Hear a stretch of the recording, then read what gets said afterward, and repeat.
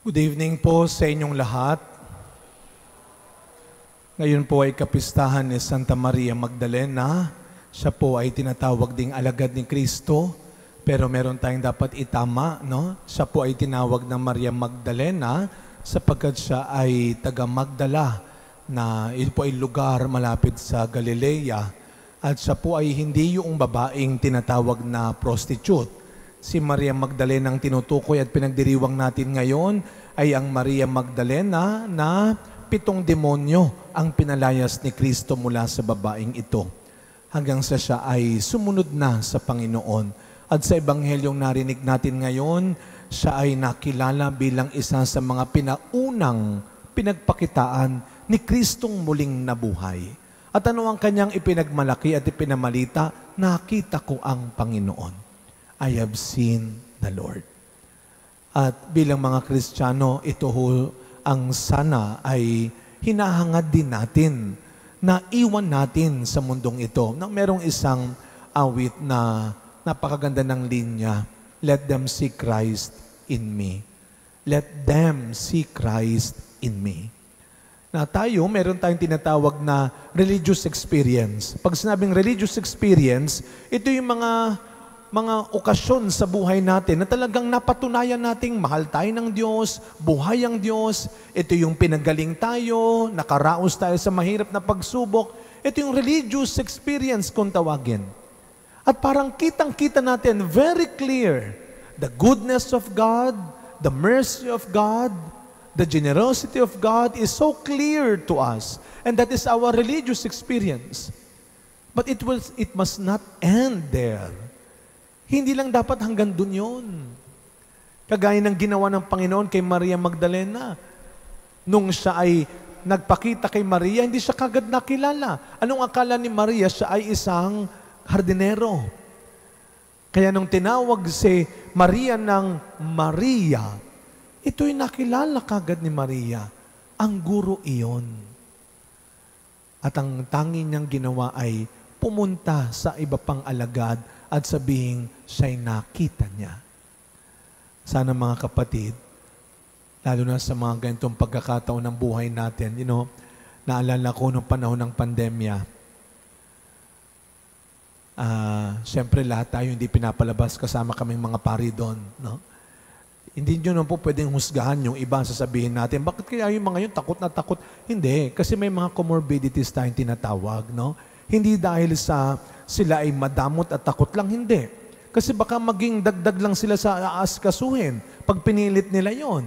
Alam mong ikay sakitin, pupunta ka doon, imbis na nakakagawa ng iba, aaskasuhin ka pa. Hindi. So, we cannot just judge them for being selfish, indifferent. Siguro may mga sadyang taong hindi kaya at pwedeng gawin yon. And aminin ko sa inyo na isa siguro ako doon. Now, I have my comorbidities. But then again, sabi ko sa sarili ko, I think this is the best time to become a priest. As a good, faithful soldier, police. Di bali nang ikay matapos sa gitna ng laban?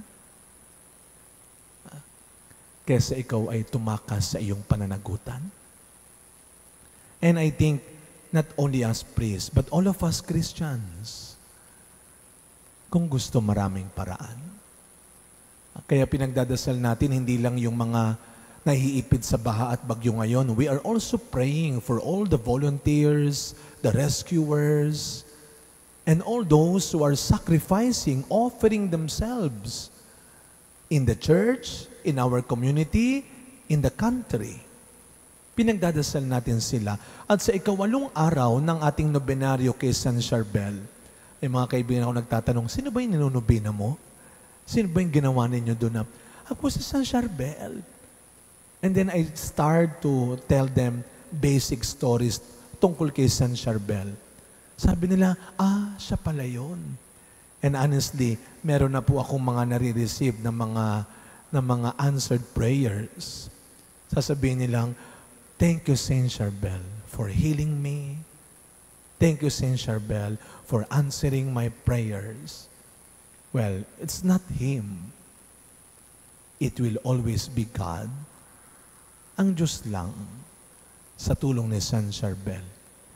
Kaya sa pagkapatuloy na misa natin, mga kapatid, katulad ng mga banal, Santa Maria Magdalena, San Charbel, sana maging daluyan tayo ng pag-asa at pananampalataya ng ibang tao.